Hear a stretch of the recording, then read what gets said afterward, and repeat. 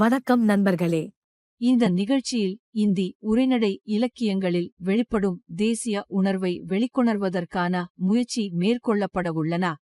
பாரதேந்து சகாப்தத்திற்கு முன் நாடகம் மற்றும் நாடகத்துறையில் பார்சி நாடக நிறுவனங்கள் ஆதிக்கம் செலுத்தின. இவற்றில் சில நிறுவனங்கள் ஆடல் பாடல் காட்சிகள் மூலம் பணம் சம்பாதிப்பதில் ஈடுபட்டு வந்தன. அந்நாட்களில் பாரதேந்து மண்டல் நிறுவப்பட்டது. மேலும் நாடகக் கலைஞர்கள் பொதுமக்களின் நலன்களை மேம்படுத்தவும் ஒழுங்கமைக்கவும் பொதுமக்களுக்கு விழிப்புணர்வை ஏற்படுத்தவும் நாடகங்களைத் தேர்ந்தெடுத்தனர். இதில் சமூகத்தின் பல்வேறு விதமான வேலைகளில் பல்வேறு பிரிவுகளைச் சேர்ந்தவர்கள் ஒன்று சேர்ந்து தங்கள் பங்களிப்பை வழங்கினர். அக்காலத்தில் பல்வேறு இயக்கங்கள் தோன்றி செயல்பட்டு வந்தன.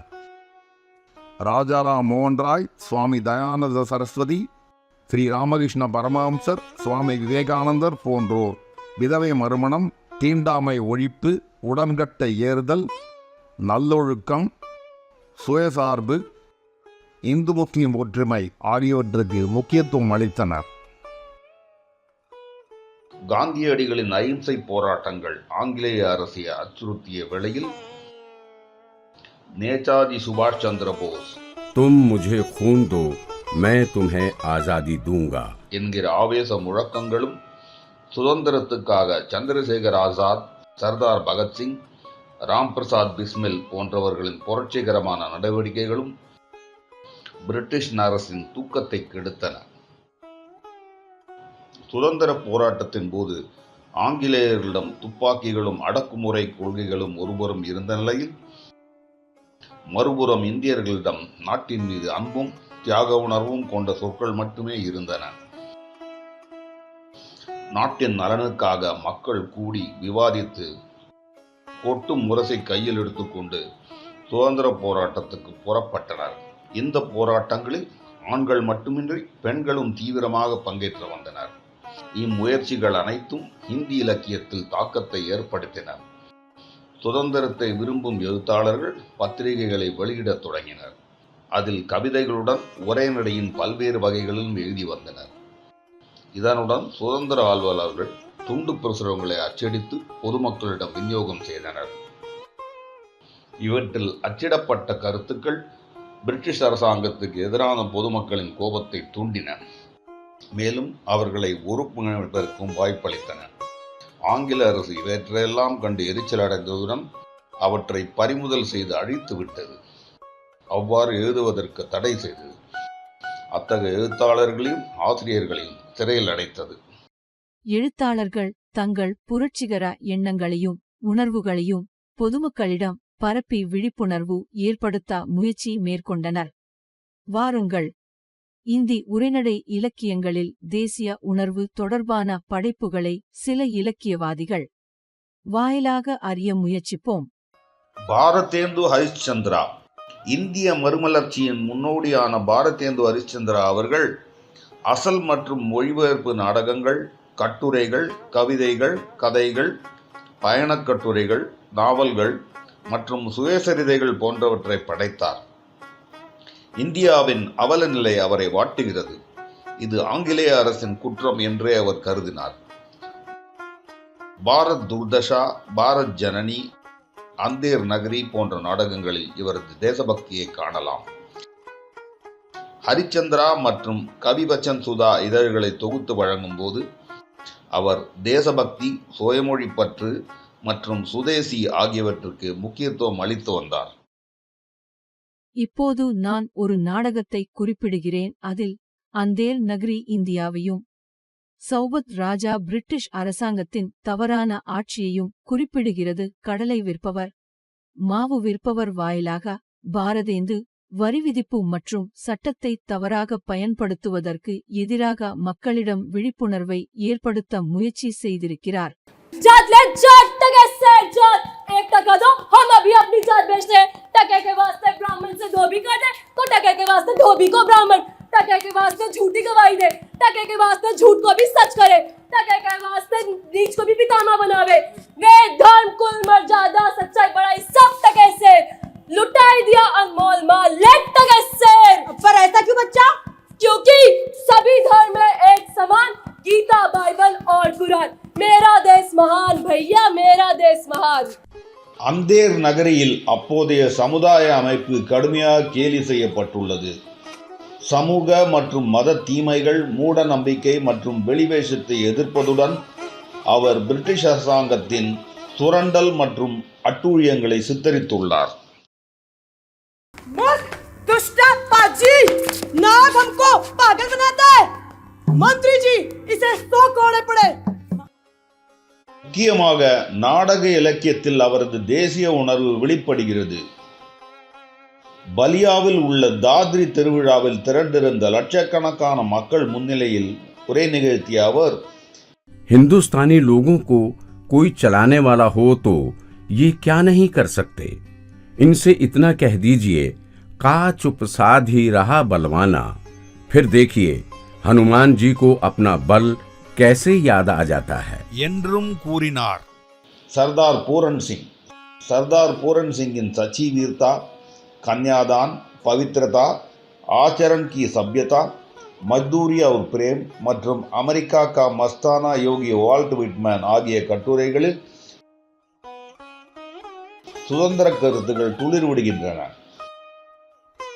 सच्चे वीर के दिल की आवाज केवल उसके दिल की आवाज नहीं होती, बल्कि वह मानव मात्र के दिल की आवाज बन जाती है. பூரன் சிங்கின் கட்டுரைகளில் சுவாமி விவேகானந்தர் மற்றும் சுவாமி ராம்கீர்த் ஆகியோரின் கொள்கைகளின் தாக்கம் காணப்படுகிறது. பிரதாப் நாராயண் மிஸ்ரா சமூக முன்னேற்றத்துக்கு தேவையான தலைப்புகளில் கட்டுரைகளை எழுதியுள்ளார். அப்போது ஆங்கிலேய அரசுக்கு ஆதரவாக இருந்தவர்களை கிண்டலடிக்கும் மிஸ்ராஜி, एक प्रकार की उपाधि सरकार से मिलती है.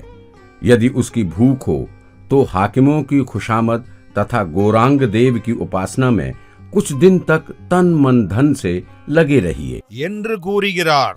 மிஸ்ராஜி இந்தியாவின் அவல நிலை மற்றும் அதை மேம்படுத்துவதற்கான நடவடிக்கைகள் குறித்து பொதுமக்களிடம் விழிப்புணர்வை ஏற்படுத்த முயன்றார்.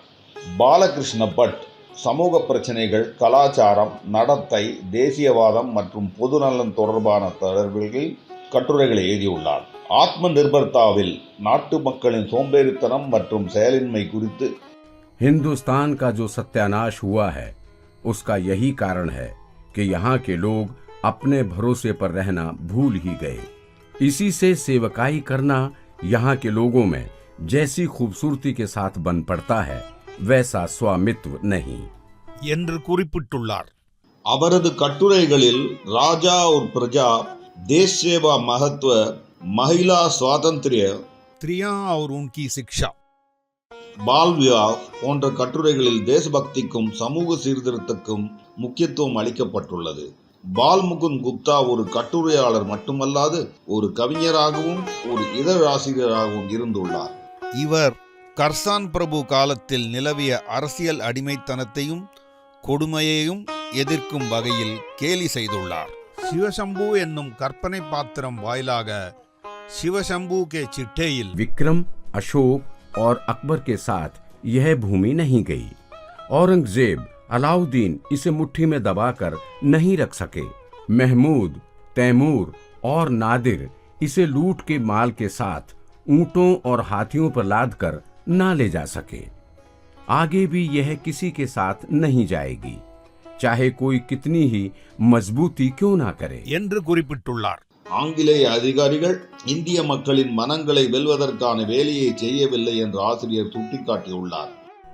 आपने गरीब प्रजा की ओर एक भी दृष्टि डालकर नहीं देखा, ना गरीबों को अपना जाना.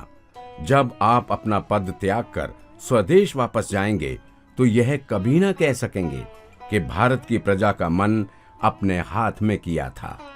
பால் முகுந்த் முகத்துதி பாடும் இந்தியர்களை கேலி செய்துள்ளார். जिनके बाप दादा भेड़ की आवाज सुनकर डर जाते थे, जिनको स्वयं चाकू से कलम का डंक काटते भय लगता है, उन्हें सरकार ने राय बहादुर बनाया है. பிரேம்சந்த் நாவல்கள், சிறுகதைகள் மட்டுமல்லாது நாடகங்கள், கட்டுரைகள், தலையங்கங்கள் மற்றும் குறிப்புகள் போன்றவற்றை எழுதியுள்ளார். जागा हुआ राष्ट्र कभी अपने आप को गुलामी की दशा में रखना बर्दाश्त नहीं कर सकता. கர்மபூமி நாவலில் இடம்பெற்றுள்ள பாத்திரமான டாக்டர் கங்குலி இந்த விழிப்புணர்வை பற்றி குறிப்பிடுகிறார். நம்மை சக்கையாக பிழிவதற்கும் நம் இருப்பை அழிப்பதற்கும் நமது நாகரிகத்தையும் மனிதநேயத்தையும் ஒழிப்பதற்காகவும் என்றென்றும் நம்மை செக்கு உரலாக வைத்திருப்பதற்காகவும் மட்டுமே ஆங்கிலேயர்கள் நம்மை ஆட்சி செய்கிறார்கள் என்பது இப்போது தெளிவாகிறது. पीठों को साहब ऐसे ऐसे पीठों को साहब ऐसे हम फिर खेलेंगे साहब, जरा दम ले लेने दो और हार हार कर तुम ही से खेलना सीखेंगे साहब। एक ना एक दिन जरूर जीतेंगे साहब, एक ना एक दिन जरूर जीते। கர்மபூமி நாவலில் வரும் சில குடும்பங்கள் தங்கள் சொந்த பிரச்சினைகளால் சூழப்பட்டிருந்தாலும் அக்கால அரசியல் போராட்டங்களில் பங்கேற்கின்றன. मैं सबसे छोटा बिल्कुल सामान्य, फिर भी यदि आज्ञा हो तो निवेदन करूं कुछ। कहो वीरसेन। माता द्रौपदी, इसने घोर अपराध किया है, ये सत्य है, परंतु ये वीरों का संघर्ष है। द्रौपदी, याद रखना, मनुष्य का लहू कभी अकारण ना बहे। अपने कर्म के फलों से कोई नहीं बच सकता। क्या देख रहे हो? वो मरीज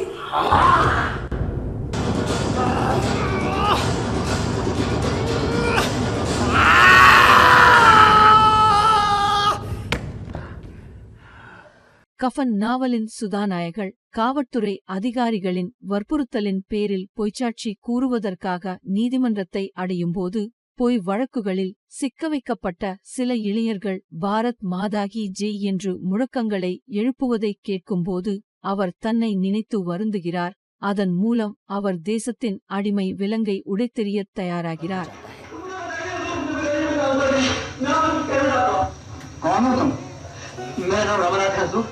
मैं इस बात का इकबाल करने आया हूँ कि बम वाले केस के सिलसिले में मैंने झूठी गवाही दी थी। दुश्मनों की चाल है विनोद, मुजरिमों के साथ में बदमाशी है। गलत है, मैं सच कह रहा हूँ हुजूर, मैंने किसी को बम फेंकते हुए नहीं देखा।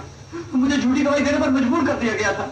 क्यों मजबूर किया था, किस लिए किया था, ये एक लंबी कहानी है। கோதான் என்ற பெருங்காப்பியத்தில் ஆங்கிலேய அரசின் கொள்கைகளுக்கு எதிராக குரல் எழுப்பும் விவசாயிகளின் வாழ்க்கை சித்தரிக்கப்பட்டுள்ளது.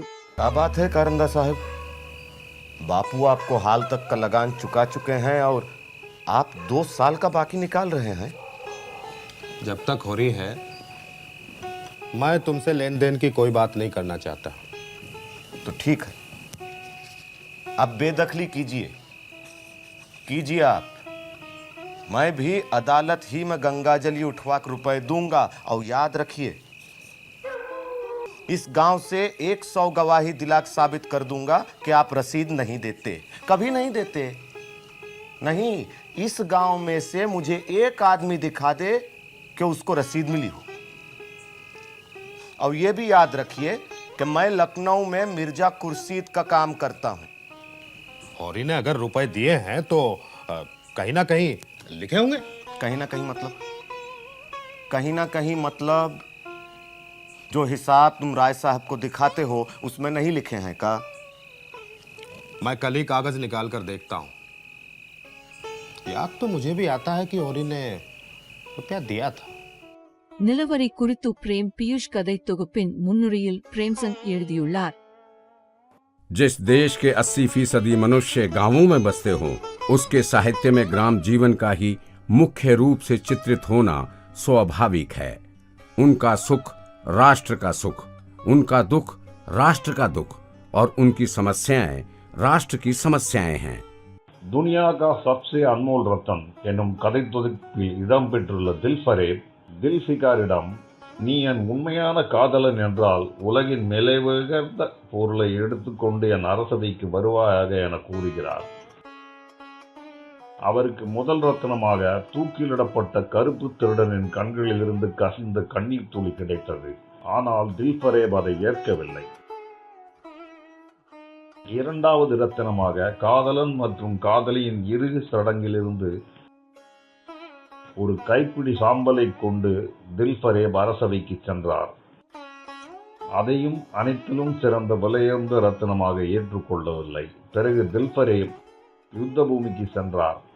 போரில் காயமுற்ற வீரனிடம் பேசினார். மரண தருவாயில் இருக்கும் வீரர் மெதுவாக சொல்கிறார், என்னுடைய நாட்டில் அடிமை வாழ்க்கையை வாழ்வதற்காக நான் உயிரோடு இருக்க வேண்டுமா? இல்லை, அப்படிப்பட்ட வாழ்க்கையை விட செத்துப்போவது மேலானது. இதைவிட சிறந்த மரணம் கிடைக்காது. பாரத் மாதா கி ஜெய். அவனின் கடைசி துளி ரத்தமும் சிந்தியது. நாட்டை காப்பதற்காக அவர் சிந்திய கடைசி துளி ரத்தமே விலை மதிப்பற்ற ரத்தினமாக ஏற்றுக்கொள்ளப்பட்டது. ஜுலூஸ் கதையில் சத்தியாகிரக போராட்டம் சித்தரிக்கப்பட்டுள்ளது. மாதா கா ஹிருதய், அனுபவ், தாமுல் கா கைதி, ஜுக்னு கி சமக், சுஹா கி சடி போன்ற பல கதைகளில் தேசிய உணர்வு வெளிப்படுகிறது. ஹன்ஸ் தோக்கும் போதும் அவரது தேசப்பற்று வெளிப்படுகிறது. ஹன்ஸ் பத்திரிகையின் சுயசரிதைக்கான சிறப்பிதழில் அக்கால புரட்சியாளர்கள் மற்றும் இலக்கியவாதிகளின் போராட்டம் மற்றும் தேசிய உணர்வு பற்றிய தகவல்கள் இடம்பெற்றுள்ளன. சதுர்தன் சாஸ்திரி நாவல்கள், கதைகள், நாடகங்கள், ஓரங்க நாடகங்கள், சுயசரிதைகள் மட்டுமல்லாது வரலாறு, அரசியல், ஒழுக்க கல்வி, மதம் போன்ற அறிவுசார் இலக்கியங்களையும் எழுதியுள்ளார். காந்தியடிகளை பற்றி அவர் எழுதிய சத்யாகிரக और असहयोग என்னும் நூல் மிகவும் பிரபலமானது. அப்போது காந்தியடிகள் சுதந்திர போராட்டத்தின் மையமாக இருந்தார். அக்கால இயக்கத்தை பற்றி வீரியமான மொழிநடையில் எழுதப்பட்ட அவரது 21 பனாம் 30 என்ற நூலும் புகழ்பெற்றதாகும். 4 பகுதிகளாக எழுதப்பட்ட சோனா और खून என்ற நாவலின் 2ஆம் பாகத்தில் 1857ஆம் ஆண்டு நடைபெற்ற புரட்சியில் பங்கேற்ற மீரட் பகுதியைச் சேர்ந்த தியாகிகளை பற்றி அழுத்தமாக சித்தரித்துள்ளார். உதய்சங்கர் பட் இந்திய தேசிய காங்கிரசின் சுதந்திர போராட்டத்துடன் தொடர்பு கொண்டிருந்தார். வலுவான புரட்சியாளர்களுடனும் தொடர்பில் இருந்தார். கவிஞர், நாவலாசிரியர், நாடக ஆசிரியரான பட் அவர்கள் தன்னுடைய சகர் விஜய் எனும் நாடகத்தில் தேசப்பற்றின் பெருமையை குறிப்பிடுகிறார். जीवन एक संग्राम है। कर्तव्य की जागरूकता उस संग्राम की महत्ता है। व्यक्ति से समाज, समाज से राष्ट्र ऊंचा है। उस राष्ट्र के आगे व्यक्ति का, जाति का, नगर का और प्रांत का कोई मूल्य नहीं है। जिस समय देश की राजनीतिक आज़ादी के लिए लड़ाई लड़ी जा रही थी, उस समय कोई इस भावना से मुक्त नहीं था। जाहिर है साहित्यकार भी इससे मुक्त कैसे हो सकते थे। वैसे आप देखिए तो साहित्य में वो समय छायावाद का समय है, लेकिन देश की आज़ादी के संदर्भ में उनका बहुत महत्व है। उनके साहित्यकार नाम लेती हूँ, मैथिली शरण गुप्त, उनके भाई सियाराम शरण गुप्त, उनके बाद रामधारी सिंह दिनकर, बाल कृष्ण शर्मा नवीन, महिलाओं में सुभद्रा कुमारी चौहान। इस तरह अनेक कवि। प्रसाद के नाटक इतने प्रसिद्ध हैं इस जज्बे के लिए। तमाम नाटकों का मूल स्वर यही है, अन्याय के विरुद्ध न्याय पर बल देना और उसकी एक निश्चित दिशा, सामान्य नहीं, हवा में नहीं, ठोस जमीन पर हर तरह के अन्याय के विरुद्ध, जिसमें देश प्रेम, देश की सेवा, राष्ट्रीय भावना, ये सारी बातें बहुत प्रमुखता से थीं। ஜெய்சங்கர் பிரசாத் பண்டைய வாழ்க்கை லட்சியங்கள், இந்தியாவின் புகழ்பாடுதல் மற்றும் மனிதநேயம் குறித்த செய்திகளை வழங்குவதற்காக பல்வேறு இலக்கிய வகைகளில் நூல்களை இயற்றியுள்ளார். ஸ்கந்தகுப்த, சந்திரகுப்த, அஜாத் சத்ரு, துருவசுவாமினி ஆகிய நாடகங்களில் தேசிய சிந்தனைகளையும் சுதந்திரத்தை அடைவதில் ஏற்படக்கூடிய தடைகளையும் வரலாற்று கதைகள் மூலம் எடுத்துரைக்கும் முயற்சிகள் மேற்கொள்ளப்பட்டுள்ளன. ஸ்கந்தகுப்த நாடகம் அதிகார மோகத்துடன் தொடங்குகிறது. அதிகார மகிழ்ச்சி மயக்கம் தருவதுடன் பொருளற்றதும் ஆகும். தானே மற்றவர்களை கட்டுப்படுத்துவதற்காகவும் அனைத்தையும் செய்பவராகவும் இருக்க வேண்டும் என்ற வலுவான ஆசை ஒருவரை என்னவெல்லாம் செய்ய வைக்கிறது. வீரராக இருந்த போதிலும் ஸ்கந்தகுப்தர் தனிப்பட்ட பிரச்சனைகளில் சிக்கிக் கொள்கிறார். அதே நேரத்தில் பட்டாரக் தனது லட்சியங்களால் உந்தப்பட்டு வெளிநாட்டவர்களுடன் உடன்படிக்கை செய்து கொள்கிறார். மாத்ருகுப்தர் கவிஞரின் இதயத்தில் தேசிய உணர்வு பொங்கி ததும்புகிறது. हिमालय के आंगन में उसे प्रथम किरणों का दे उपहार, उषा ने हंस अभिनंदन किया और पहनाया हीरक हार। प्रसाद जी ऐसे भारतवर्ष पर गर्व करते हैं और सर्वस्व न्यौछावर करने का संदेश देते हैं। चंद्रगुप्त नाटक में विदेशियों द्वारा भारत का गुणगान भारत के गौरव को बढ़ाता है। यह स्वप्नों का देश, यह त्याग और ज्ञान का पालना, यह प्रेम की रंगभूमि भारत भूमि क्या भुलाई जा सकती है? कदापि नहीं। अन्य देश मनुष्यों की जन्मभूमि है, ये भारत मानवता की जन्मभूमि है। ஆசிரியரின் கூற்றுப்படி தேசத்தின் சுதந்திரமும் நலனும் முதன்மையானவை. இந்த உணர்வு அஜாதசத்ரு நாடகத்தில் சிறப்பிக்கப்பட்டுள்ளது.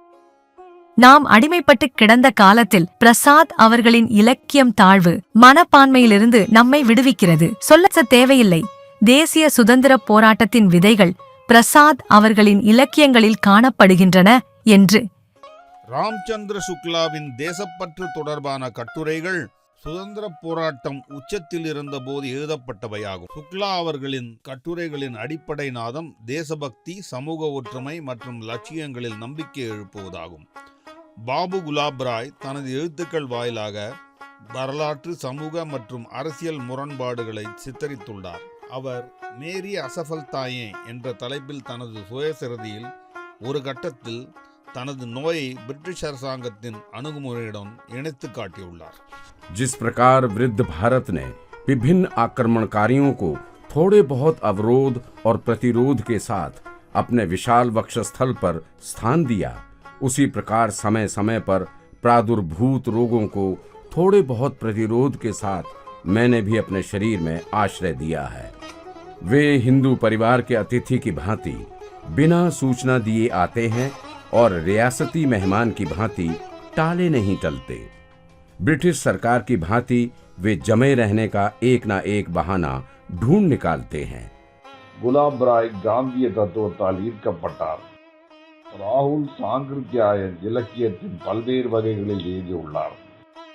ஜீனே கீலே என்னும் நாவலில் கொடூரமான ஜாலியன் வாலாபாக் படுகொலை மற்றும் இராணுவ ஆட்சிக்கு எதிராக குரல் எழுப்பியுள்ளார். வரலாற்று நாவலாசிரியர் விருந்தாவன்லால் வர்மாவின் ஜான்சி கி ராணி லட்சுமிபாய் நாவலில் அவர் போரை கலாச்சாரம் மற்றும் கலையை காக்கும் முயற்சியாக கருதினார். युद्ध वास्तव में है किस निमित्त? अपने जीवन और धर्म की रक्षा के लिए, अपनी संस्कृति और कला को बचाने के लिए। नहीं तो युद्ध एक व्यर्थ का रक्तपात ही है। यह खेल जल्दी हो जाए और फिर उस खेल को ऐसा खेलो कि अंग्रेजों के छक्के छूट जाएं और देश उनकी फांस से मुक्त हो जाए. அவரது நாடகமான சேனாபதி ஊடல் கலகக்காரராக இருந்தால் பிரிட்டிஷ் அரசால் பறிமுதல் செய்யப்பட்டது. சுபத்ரா குமாரி சௌவான் தேசிய இயக்கத்தில் தீவிரமாக செயல்பட்டதற்காக சிறை செல்ல நேர்ந்தது. அவரது 3 கதை தொகுப்புகள் சிதறிய முத்துகள், வெறித்தனமான மற்றும் வெற்றுப்படங்கள் வெளியிடப்பட்டன. தேசபக்தி மற்றும் சமூக சீர்திருத்த சிந்தனை அவரது கதைகளில் பிரதானமாக உள்ளது. சுதந்திர போராட்டத்தின் போது பாவம் வயிற்றிற்காக சொந்த நாட்டு மக்களையே காவல்துறை சிற்றவரை செய்தது. பொதுமக்களை பொய் வழக்குகளில் சிக்க வைத்து அவர்களின் மன உறுதியை உடைக்க போலீசார் முயன்றனர்.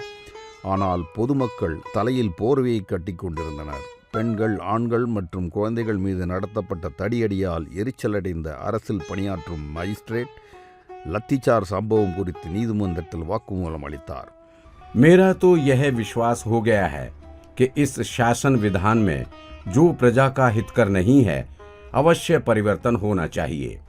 हर एक हिंदुस्तानी का धर्म है कि वह शासन सुधार के काम में पूरा पूरा सहयोग दे। मैं अपना धर्म पालन करने के लिए विवश हूँ और यह मेरी राय साहेबी और ऑनरेरी मजिस्ट्रेट का त्याग पत्र है. டாங்கேவாலா கதையில் டாங்கேவாலாவின் கூற்று தேசபக்தி நிறைந்தது. सारे हिंदुस्तान में गदर के समय इन फिरंगियों ने क्या कम जुल्म किए हैं। गांव के गांव जला दिए, औरतों को बेइज्जत किया, निरपराध लोगों को तोप के मुंह में बांधकर उड़ा दिया। फिर सन 57 की दूर की बात जाने दीजिए, अभी की बात है। पंजाब में उन्होंने क्या कम किया है? जलियांवाले बाग को कौन भूल जाएगा? घाव ताजा है हुजूर, इन फिरंगियों को देखते ही उस पर नमक पड़ जाता है।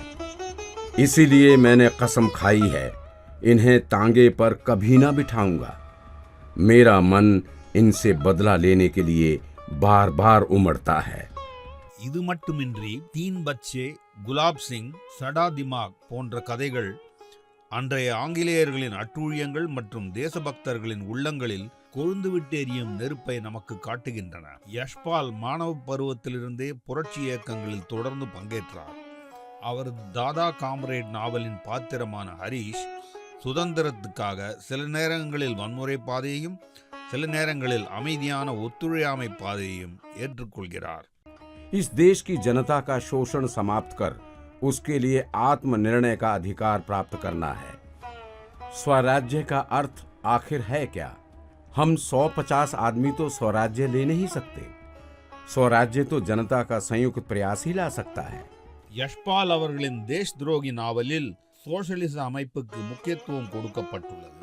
அதே நேரத்தில் திவ்யா நாவலில் காலங்காலமாக துன்பப்படும் பெண்கள் தங்கள் பெருமைக்காகவும் உயர்வுக்காகவும் போராடும் செய்தி இடம்பெற்றுள்ளது. மகாதேவி வர்மா கவிதை மட்டுமல்லாது கட்டுரைகள், நினைவு குறிப்புகள், ரேகா சித்திர, முகவுரைகள் போன்றவற்றையும் எழுதியுள்ளார். அத்தீத் கே சல்சித்ர, ஸ்மிருதி கி ரேகாயே போன்ற நினைவு குறிப்புகளில் மகாதேவி வர்மா சுதந்திர போராட்ட வீரர்களான மகாத்மா காந்தி, ராஜேந்திர பிரசாத், ஜவஹர்லால் நேரு மற்றும் புருஷோத்தம் தாஸ் டாண்டன் உட்பட பல சிந்தனையாளர்கள் மற்றும் எழுத்தாளர்களின் நினைவுகளை எழுதியுள்ளார். ஹசாரி பிரசாத் திவேதி கலாச்சார விழுமியங்களுக்கும் தொடர்ந்து எதிர்கொள்ளும் புதிய சவால்களுக்கும் இடையில் சமநிலையை பராமரிக்கும் ஒரு கட்டுரையாளர் மற்றும் நாவலாசிரியர் ஆவார். ஹசாரி பிரசாத் திவேதியின் பான்பட் கி ஆத்மகதா நாவலில் தேசிய உணர்வு நிரம்பி காணப்படுகிறது.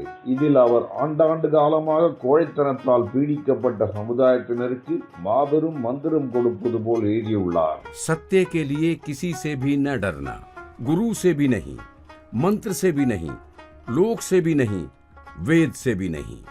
சச்சிதானந்த், ஹிரானந்த், வாத்ஸ்யாயன், அக்ஞேய புரட்சி இயக்கங்களில் பங்கேற்று பல்வேறு இயக்க வழக்கங்களில் படைப்புகளை எழுதியுள்ளார். அவரது சேகர் ஏக் ஜீவனி என்னும் நாவலில் சேகர் என்ற கதாபாத்திரத்தின் ஆளுமையில் அனைத்து வகையான அடிமைத்தனத்தையும் எதிர்ப்பது, ஆங்கிலம் பேச மறுப்பது, வெளிநாட்டு ஆடைகளுக்கு தீ வைப்பது உள்ளிட்டவை அடங்கும். அக்ஞேயை பொறுத்தவரை शेखर कोई बड़ा आदमी नहीं है, वह अच्छा भी नहीं है, लेकिन वह मानवता के संचित अनुभव के प्रकाश में ईमानदारी से अपने को पहचानने की कोशिश कर रहा है.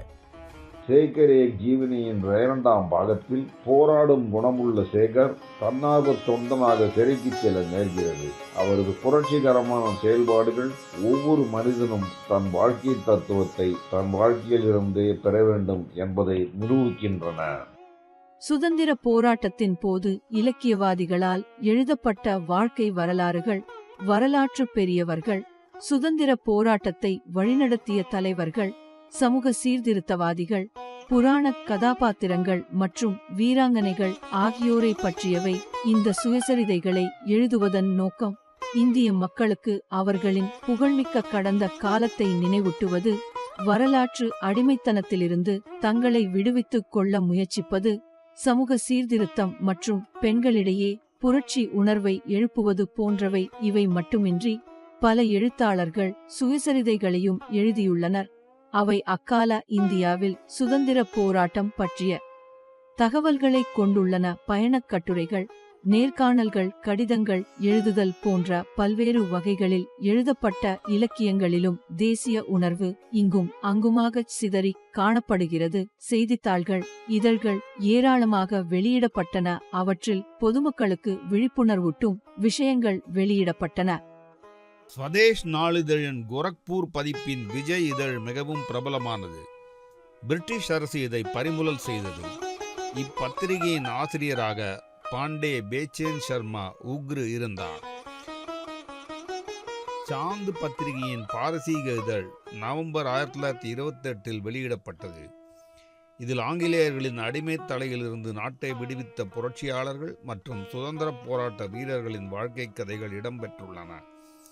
பிரிட்டிஷ் அரசு இதையும் பறிமுதல் செய்தது.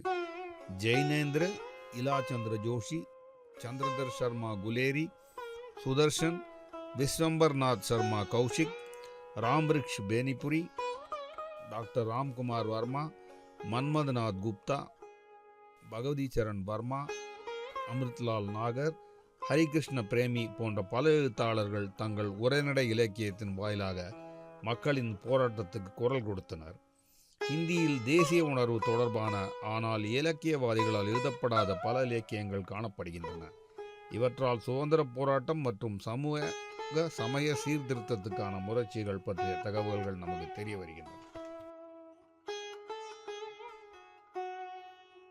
இந்தியின் உரைநடை இலக்கியங்களை படிப்பதால் நமக்கு தேச பக்தி உணர்வு ஏற்படுகிறது. எண்ணற்ற தியாகங்களுக்குப் பிறகு சுதந்திரம் கிடைத்துள்ளது. நாம் பெற்ற பழைய அனுபவங்களை மனத்தில் கொண்டு நமது ஜனநாயகத்தை காப்பது நம் அனைவரின் கடமையாகும்.